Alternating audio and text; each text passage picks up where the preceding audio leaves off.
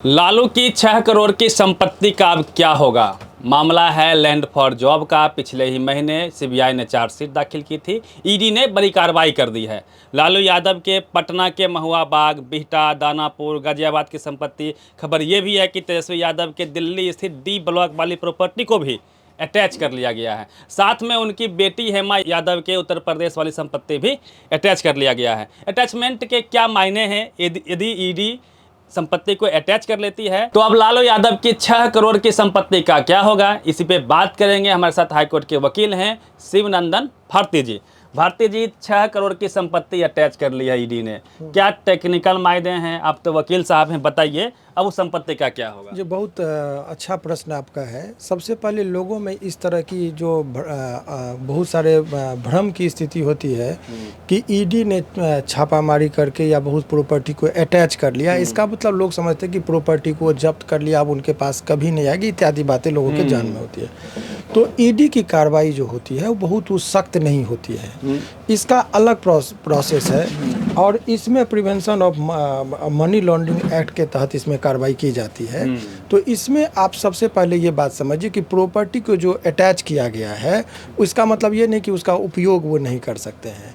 उसमें किसी भी व्यक्ति का जो यदि प्रॉपर्टी ये ईडी के द्वारा यदि अटैच किया जाएगा तो उस प्रॉपर्टी का वो यदि रह रहे हैं तो उसमें रह रहेंगे, इस्तेमाल कर सकते हैं, वो उसको रेंट पर भी लगा सकते हैं, रेंट भी मिलेगा तब तक जब तक ये कॉम्पिटेंट अथॉरिटी के द्वारा ये साबित नहीं हो जाए कि ये जो संपत्ति ली गई थी वो वैध तरीके से इसका परचेज नहीं किया गया था। तो ये फाइनल अथॉरिटी का जो डिसीजन होता है तब तक, हाँ, लेकिन इसमें तब कहिएगा अटैचमेंट के मायने क्या हो गए। तो अटैचमेंट का जो व्यवहारिक पक्ष ये मायने कि वो उस संपत्ति को ना बेच सकते हैं ना किसी को ट्रांसफर कर सकते हैं, वो केवल रोक है, लेकिन यूज करने पर इसका रोक ईडी का जो मामला है उस पर इस तरह का नहीं। क्या उस पर कोई नया कंस्ट्रक्शन हो सकता है या जो अब तक कंस्ट्रक्शन उसमें ऑलरेडी चल रहा है, व्यापार चल रहा है, उतना तक ही सीमित रहेगा या फिर उसमें हम नया रिफॉर्म नए? जी बहुत ये भी एक बहुत रेलिवेंट प्रश्न है। अभी ऑनरेबल सुप्रीम कोर्ट ने ये अटैचमेंट के बारे में, जैसे मैंने बताया कि वो पर्सनल यूज करने पर वो रोक नहीं लगाती, तो बहुत सख्त टिप्पणी भी की थी। फिर अटैचमेंट का बताया कि मायने क्या होता है। और एक देखिए ईडी के बारे में एक और चीज़ समझिए कि ये एक संस्था क्या है, कहाँ से इसका नियंत्रण होता है और इसका इम्पैक्ट क्या है, तब वो अटैच है। तो चूंकि सीबीआई के बारे में सभी लोग जानते हैं, लेकिन ईडी बहुत लोग टेक्निकल जो लोग हैं वही जानते हैं, सामान्य जनता नहीं जानती है। ईडी 1 मई 1956 पर में इसका जो है सो गठन हुआ था और ये एक संघीय संस्थान है, यानी कि केंद्र सरकार के नियंत्रण में है।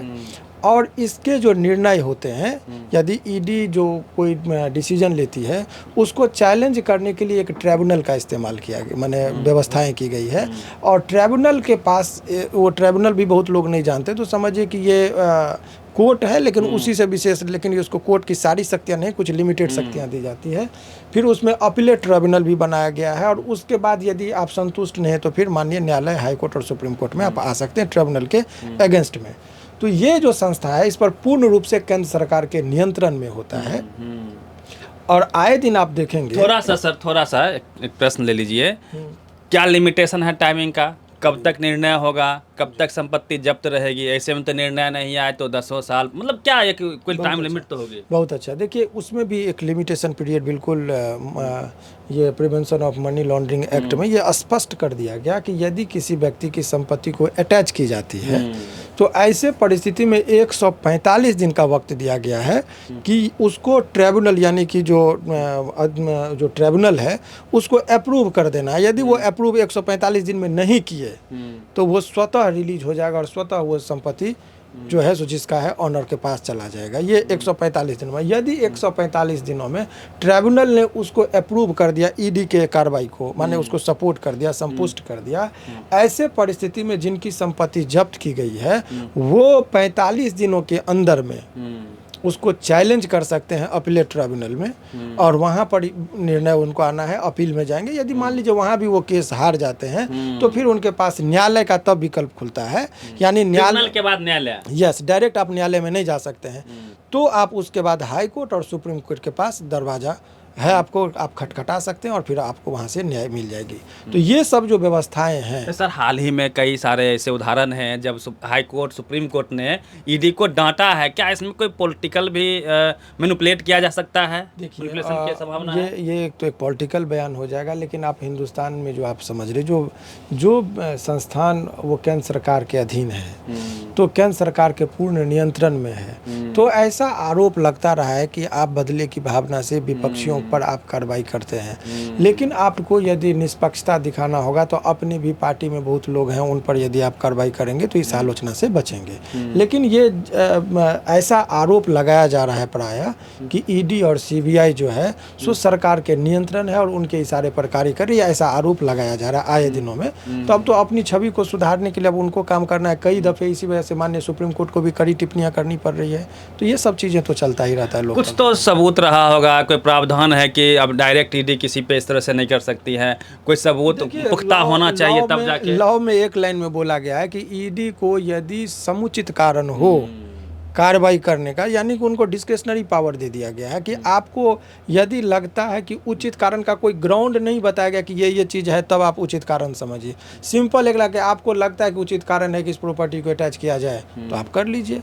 तो वो कहा था कि हाँ हमको लग गया तो हम कर दिया, उसमें कोई पैमाना नहीं तय किया गया, जिसका गलत इस्तेमाल इसी वजह से हो जाता है कि वो व्यक्ति विशेष देखकर फिर उनको लगता है कि इनसे हम फटकार मिल जाती है और मिल जाती है, और उस फटकार से चूंकि वो प्रोफेशनल फटकार होता है, व्यक्तिगत तौर पर चूंकि उनको देखिए तब तक उस पोस्ट पर बने होते हैं जब तक सरकार की इच्छा पर है। तो सरकार के विरुद्ध जाएंगे तो वो पोस्ट गवा बैठेंगे, इसीलिए मजबूरी होती है कि सरकार के हाँ में और सुर में सुर मिलाना इनकी मजबूरी हो जाती है पोस्ट पर बने रहने के लिए। तो ये सब चीज़ टेक्निकल। तो क्या यदि मान लिया जाए कि यदि कहीं लालू यादव केस हार जाते हैं, क्या उनके संपत्ति पर बुलडोजर चल सकता है मोदी जी का? देखिए आपको मैं बता रहा हूँ कि ये अभी वर्तमान परिस्थिति में मैं दावे के साथ कह रहा हूँ कि बुलडोजर चढ़ने की दूर दूर तक कोई संभावना नहीं है। इसके अभी जो मैंने बताया कि वो अभी ये खबरें बनी कि मैंने इस प्रॉपर्टी को अटैच कर लिया, यानी ईडी ने अटैच कर लिया, ताकि ये एक मैसेज जाए पब्लिक में कि ये जो अवैध तरीके से धन इकट्ठा किया गया था, ये एक वो पॉलिटिकल कारण होता है कि समाज में ये मैसेज जाए। तो ये मैसेज देने में कहीं ना कहीं जो है सो वो सफल हो जाएंगे, चूँकि इलेक्शन का टाइम है। लेकिन आप इसके जो व्यवहारिकता से यदि आपको लगता है कि लालू जी के हाथ से सारी संपत्ति निकल गई, उसका इस्तेमाल नहीं कर सकते हैं, उस पर दूसरे लोगों का कब्जा हो जाएगा, तो ये एकदम काल्पनिक बातें हैं। ईडी का जो कार्रवाई होता है उसके लॉ अलग हैं, उनके अटैचमेंट के पैमाने भी अलग हैं, उनके महीने भी अलग हैं और उनकी परिभाषा भी अलग है। वो सीआरपीसी के तहत वो इस तरह का जो अटैचमेंट होता है इस लेवल का इसमें लागू एक आखिरी सर सवाल ले लेते हैं। सीबीआई ने पहले केस को क्लोज कर दिया था, उसके बाद रीओपन केस को किया गया, चार्जशीटेड हुए पिछले मंथ, अब जाके ईडी का दबिश हो गया, अटैच हो गई संपत्ति। तो क्या ये पॉलिटिकल लग रहा है या फिर केस को बंद किए केस को रीओपन करने का क्या टेक्निकल मायने होते हैं? इसमें आप पत्रकार हैं और आपके अप्रोच इसमें बड़े बड़े प्रवक्ताओं के हर पार्टी से प्रवक्ताओं से है, और ये कम्प्लीटली पॉलिटिकल बयान हो जाएगा। हम अपने आप को कन्फाइंड रखते हैं वकालत लॉ, तो लॉ क्या कहता है वो मैंने बता दिया, और इस पर प्रतिक्रिया तो बड़े बड़े प्रवक्ता लोग देंगे और उनका लेंगे। केस रीओपन कब होता है सर सीबीआई वगैरह? देखिए रीओपन में उसका भी कोई सेट फॉर्मूला नहीं है। पहले ओपन हो जाए फिर रीओपन की बात करेंगे, दोनों अलग चीज़ है। पुनः उसको खोलना एक होता है खुलना। तो ट्रायल कब जब स्टार्ट, क्लीन चिट मिल गया फिर से रीओपन। देखिए चार्ज किसी भी आरोप लगा, आरोप के बाद चार्जशीट फाइनल रिपोर्ट देती है, चार्जशीट के बाद कोर्ट को यदि लगता है कि मटेरियल है तो कॉग्निजेंस लेती है, कॉग्निजेंस लेने के बाद आप कह सकते हैं कि अब जो है केस खुल गया। तो जहाँ चार्जशीट जमा होता है, इंक्वायरी और जहाँ पर वो जुडिशियल इंक्वायरी की बात मैं कह रहा हूँ कि वहाँ वो जहाँ से ख़त्म होता है ट्रायल वहाँ से खुलती है, और ट्रायल खुलती है उसी को कहते हैं केस खोलना। तो यही चीज़ बात तो ये शिवनंदन भारती जी हैं, हाई कोर्ट के वकील हैं, और जिस प्रकार से लालू यादव की संपत्ति अटैच हुई है, यह सवाल मैं आपके ऊपर छोड़ता हूँ। क्या ये पॉलिटिकल है केस का रीओपन होना, सीबीआई द्वारा चार्जशीट दाखिल करना, अटैच सीडी द्वारा दबिश होना, संपत्ति का अटैच कर लेना? कई बार हाई कोर्ट ने, सुप्रीम कोर्ट ने फटकार भी लगाई है ईडी को। वास्तविकता तो वक्त पे ही पता चल पाएगा। पूरी प्रकरण को आप कैसे देखते हैं? आपके नज़र में ये पूरी जो घटना है, अपनी प्रतिक्रिया आप दीजिए। Ravi Mehta, the activist, Patna.